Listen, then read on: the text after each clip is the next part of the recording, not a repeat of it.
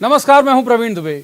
सियासत में कुछ मुद्दे इस तरह उछाले जाते हैं कि आप तलाशते रहिए कि इनकी जमीन कहां है और आसमान कहां। विधानसभा चुनाव में अभी पूरे 1.5 साल का वक्त है, लेकिन 28 सीटों के उपचुनाव में जमकर उछाला गया गद्दार का मुद्दा एमपी की राजनीति में री एंट्री ले चुका है। राजनीति में टाइमिंग का बहुत महत्व होता है, लिहाजा सवाल ये कि इस समय इस मुद्दे को हवा देने की वजह क्या है। यह रणनीति के तहत है या राघोगढ़ में 2000 कांग्रेसियों के दल बदल के बाद सामने आई दिग्विजय सिंह की निजी पीड़ा है ये। इधर कांग्रेस से बीजेपी में आए 2000 कार्यकर्ताओं की सदस्यता, उधर गुना जिले के मधुसूदनगढ़ में दिग्विजय सिंह का केंद्रीय मंत्री सिंधिया और उनके साथ गए कांग्रेस विधायकों पर गद्दारी का आरोप। सिंधिया की सियासत का अंदाज है कि वो निजी हमलों से हमेशा बचते, लिहाजा इस बार भी उन्होंने ईंट का जवाब पत्थर से नहीं दिया, पलटवार भी किया तो बहुत सधे हुए शब्दों में। लेकिन उनके खास सिपहसालार कहे जाने वाले पंकज चतुर्वेदी दिग्विजय सिंह के पिता पर मुगलों और अंग्रेजों की भक्ति का आरोप लगाते आज सीन में आ गए। सवाल यह है कि इस वक्त इन दो दिग्गजों के इतिहास खंगालने की वजह क्या है, जबकि जनता भी इतिहास के आरोपों की सियासत को सिरे से नकार चुकी है। 2018 के विधानसभा चुनाव से लेकर 28 सीटों के उपचुनाव तक बीजेपी और कांग्रेस दोनों पार्टियां तजुर्बा कर चुकी हैं कि गद्दार का यह मुद्दा जनता के बीच किस तरह से बेअसर रहा, बल्कि सिंधिया जी के लिए बेहद फायदेमंद भी रहा।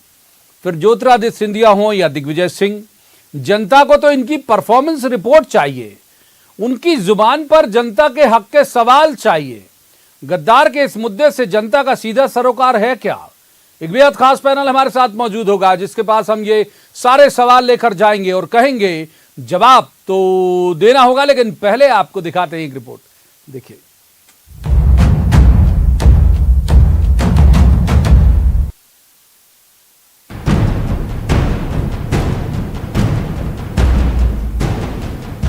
राघोगढ़ आए केंद्रीय मंत्री ज्योतिरादित्य सिंधिया 2000 कांग्रेस कार्यकर्ताओं को बीजेपी की सदस्यता दिलाने के साथ जो दरार छोड़ गए थे, उस दरार से दर्द तो भरना था।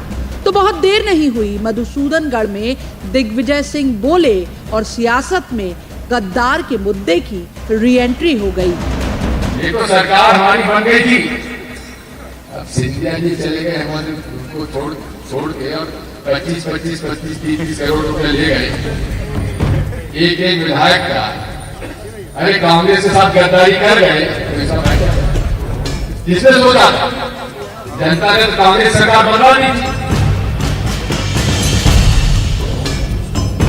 और देखो, इतिहास इस बात का साक्षी है, एक व्यक्ति गद्दारी करता है तो उसकी पीढ़ी दर पीढ़ी गद्दारी के गद्दारों के नाम से जानी जाती है।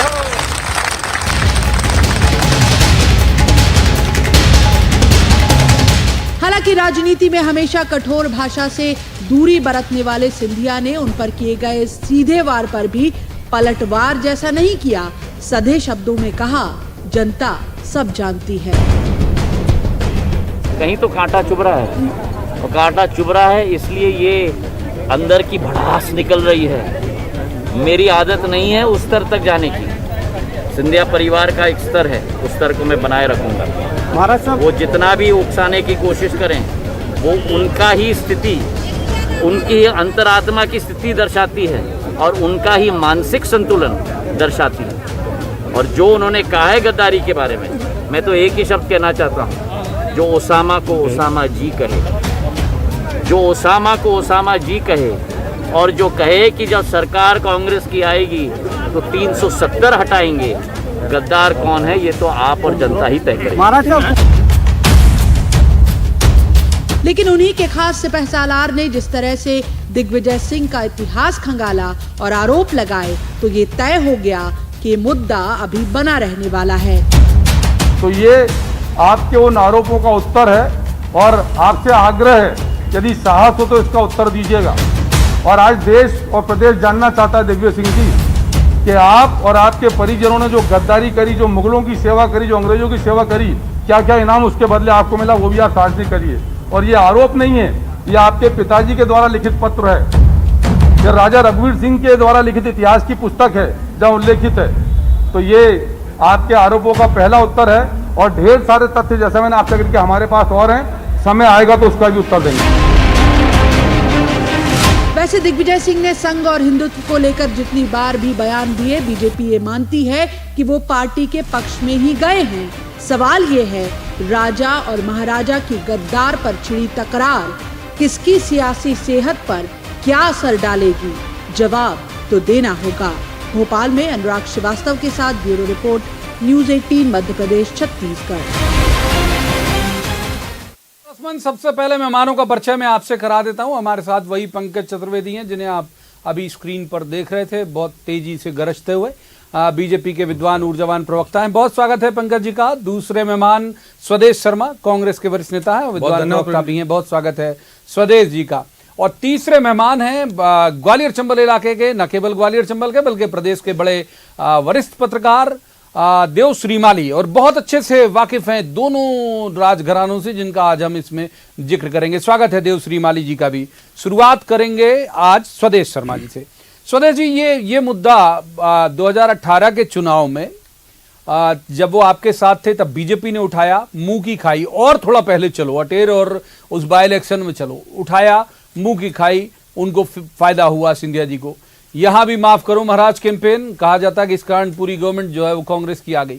अभी बाई इलेक्शन में आपने उठाया, आपने बाई इलेक्शन देख लिया 28 सीटों के उपचुनाव में, फिर ये मुद्दा क्यों आ रहा है बार बार? प्रवीण जी, सही बात तो ये है कि मैं ग्वालियर चंबल का निवासी हूँ और सिंधिया रियासत में मेरा जन्म हुआ है। और मैं जब छोटा था स्कूल गया तो सबसे पहले मैंने सुभद्रा कुमारी चौहान की कविता पढ़ी। उस कविता को मैंने अपने दादाजी को सुनाया, उसमें सिंधिया जी का जिक्र था। तो उन्होंने बताया कि अगर ये सिंधिया जी ने साथ दिया होता तो महारानी लक्ष्मीबाई की इस तरह से दर्दनाक मौत न होती। अगर सिंधिया घराने ने हिंदू राजाओं का साथ दिया होता। क्या रिलेवेंसी है सर? कहाँ सुन रही है जनता? तीन में बताया ना, चार उदाहरण दिया कि जनता ने जो विषय है उस पर बात तो होनी चाहिए ना। बिल्कुल होनी चाहिए, बिल्कुल होगी। सिंधिया घराने ने अगर हिंदू राजाओं का साथ दिया होता तो अहमद शाह अब्दाली पानीपत की लड़ाई कभी जीत नहीं सकता था। अगर राष्ट्रपिता महात्मा गांधी के हत्यारे नाथूराम गोडसे को सिंधिया राजघराने ने 9mm की पिस्टल उपलब्ध न कराई होती तो शायद उनकी भी हत्या नहीं हो सकती थी। और लेकिन हमारे बुजुर्गों ने यह भी कहा है कि गद्दारी का इतिहास हो या वफादारी का हो, एक न एक पीढ़ी दोहराती जरूर है। ज्योतिरादित्य सिंधिया जी ने इसको पूरी तरह निभाया और 2018 में चुनी गई वह सरकार जिसमें हजारों लाखों कार्यकर्ताओं ने अपनी प्राणों की आहुति लगा करके, अपने खून पसीना लगा करके सरकार बनाई कांग्रेस की। उनके सुनिए आप, उनके पीठ में छुरा घोंपकर गद्दारी का तकमा। प्राणों की आहुति कहां 2018 के चुनाव में? खून पसीना तक सहमत है। देखिए 6 किसानों की हत्या हुई थी मंदसौर में। ये हत्या नहीं तो क्या है? वक्त दिया बहुत पहले सवाल में। अब पंकज जी को इन करता हूं। बताइए तो ये गद्दारी की बात, एक 10 सेकंड ज्यादा नहीं लूंगा, जल्दी बोलिए। तो ये गद्दारी की परिपाटी को निभाते हुए सिंधिया जी ने उन सब की पीठ में छुरा घोंपा और 2018 में इन्होंने गद्दारी करते हुए 19 में आके सरकार भाजपा की बना दी। पंकज चतुर्वेदी, जब आप पंकज जी को वक्त दूंगा। पंकज जी, जब आप